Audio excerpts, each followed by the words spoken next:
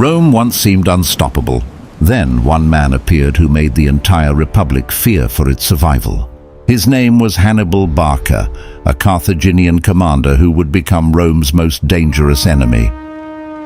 But Hannibal was not born into a world of victory. He was born into defeat. Around 247 BC, Hannibal was born in Carthage, a wealthy North African city fighting Rome for survival. His father, Hannibal Barca, had fought Rome during the First Punic War and hated the humiliation of defeat.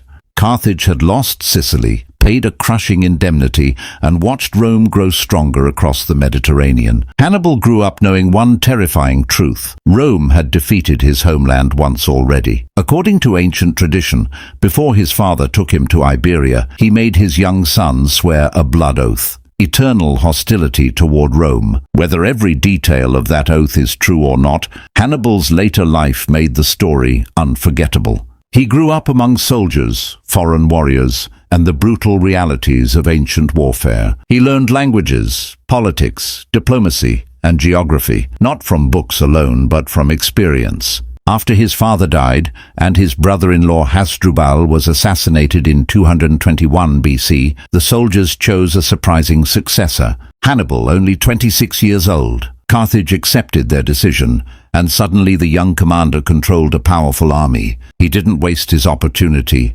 He built an army made from many different peoples. And then came Saguntum. The city stood in Iberia but had strong connections with Rome. In 219 BC, Hannibal laid siege to it. For 8 months, his army fought until the city finally fell. Rome demanded Carthage surrender Hannibal. Carthage refused. The Second Punic War had begun. Instead of waiting for Rome to attack Carthage, Hannibal decided something extraordinary. He would carry the war directly into Italy. In 218 BC, he left Iberia with an enormous multinational army: North Africans, Iberians, Gauls, engineers, and war elephants. Rome expected war in Spain, but Hannibal was moving somewhere far more dangerous. He turned toward the Alps. He would take an army across one of the most difficult mountain ranges in the ancient world. Snow, cliffs, hostile tribes, hunger and exhaustion attacked them from every direction. Men died, horses fell, elephants struggled through terrain they had never seen before. After months of marching, a fractured, starving force descended toward the Italian plains. He had lost thousands of men and animals, yet he had achieved the impossible. He was in Italy before Rome could fully prepare. His first victories came quickly. At Ticinus and Trebia, he used the landscape, hidden troops, and Roman exhaustion to destroy their armies. Rome was learning something terrifying. This was not a normal enemy. Hannibal studied his opponents, understood their habits, and turned their confidence against them. At Lake Trasimene, he trapped a Roman army against a lakeshore in the fog. Panic spread through the Republic. But the true nightmare came in 216 BC at the battlefield of Cannae. Rome assembled one of its largest armies ever. Hannibal had fewer men, but he understood exactly how the Romans intended to fight. His center bent backward under Roman pressure, while his stronger troops attacked the sides. Then his cavalry closed the trap from behind. The Romans were surrounded. It became one of the most famous military victories in human history. Rome had suffered a catastrophe, and yet Hannibal did not march directly on Rome. His cavalry commander, Meharbal, urged him to attack the city. When Hannibal refused, Meharbal famously said, "You know how to win a victory, Hannibal, but you do not know how to use one." But the reality was grim. Hannibal's army was exhausted, lacked siege equipment, and Carthage wasn't sending reinforcements. Rome refused to collapse. Commanders like Quintus Fabius Maximus avoided decisive battles, slowly bleeding Hannibal's forces. The fatal blow came in 207 BC. Hannibal's brother, Hasdrubal, finally crossed into Italy with reinforcements.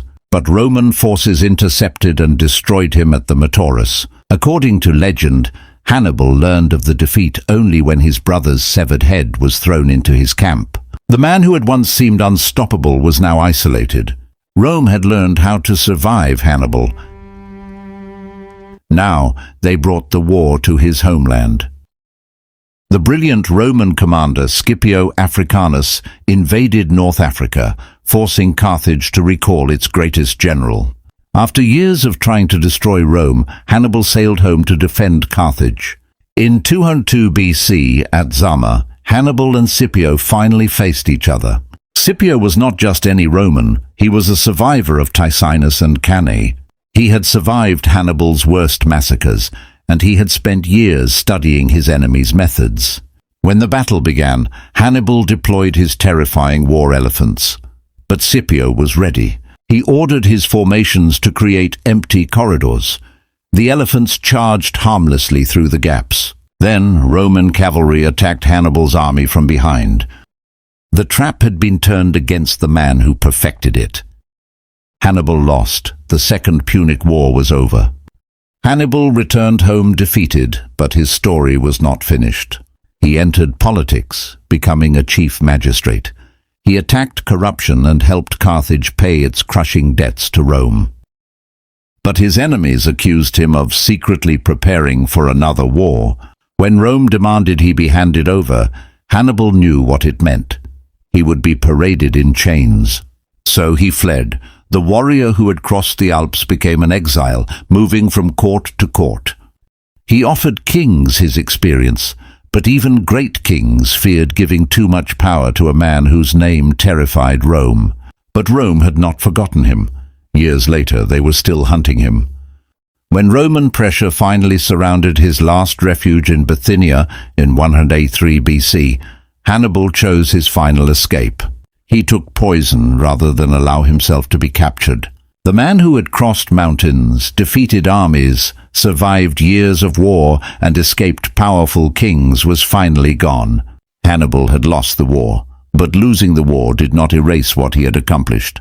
His story is not simply the story of a victorious general. It is the story of a child raised inside the shadow of defeat, a strategist who achieved victories that seemed impossible. A general who could defeat Rome's armies, but could not break Rome's political will.